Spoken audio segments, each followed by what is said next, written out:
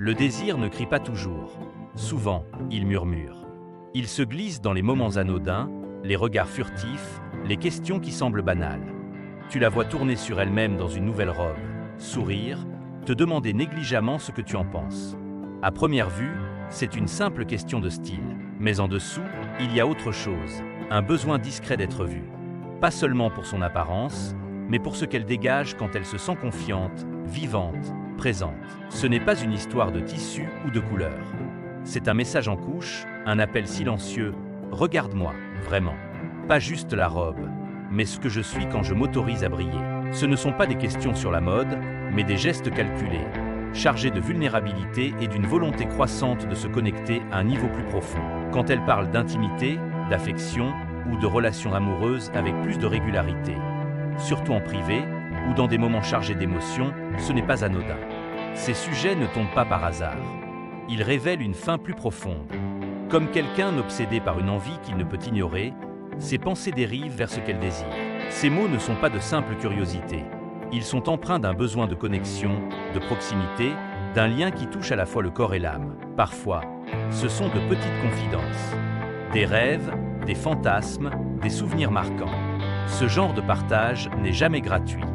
Si elle t'ouvre la porte de son imaginaire, c'est qu'elle te perçoit comme quelqu'un capable d'accueillir sa vulnérabilité avec respect. C'est un signe de confiance, pas une invitation à banaliser ce qu'elle offre. Ce niveau de transparence est intentionnel.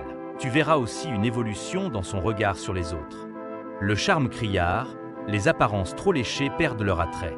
Elle cherche quelque chose de plus profond, une authenticité, une force tranquille, une assurance silencieuse. Ce n'est pas un caprice, c'est une transformation de ses valeurs. Ce qui capte désormais son attention, ce sont les hommes enracinés, lucides, stables. Pas ceux qui brillent en surface, mais ceux qui portent une densité intérieure. Si elle se montre davantage, physiquement, émotionnellement, ou par ce qu'elle imagine, c'est un signal, pas une demande. Elle sonde, elle observe. Es-tu présent?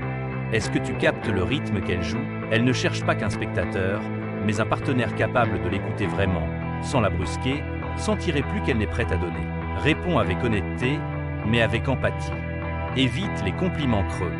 Tes mots doivent refléter une vraie reconnaissance, pas juste pour son apparence, mais pour le courage ou la fragilité qu'elle te laisse entrevoir.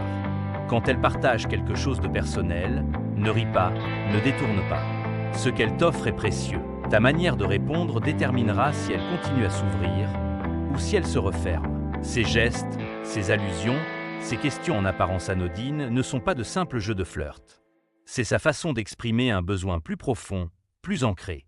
Si tu es attentif, si tu sais lire entre les lignes et répondre avec intégrité, tu peux l'accompagner vers un lien plus authentique. La vraie connexion n'est rarement dans les déclarations tapageuses, mais dans la manière dont on se rend présent dans les silences. Alors, quand tu vois ces signes, ne fuis pas. Ne force rien. Sois simplement là.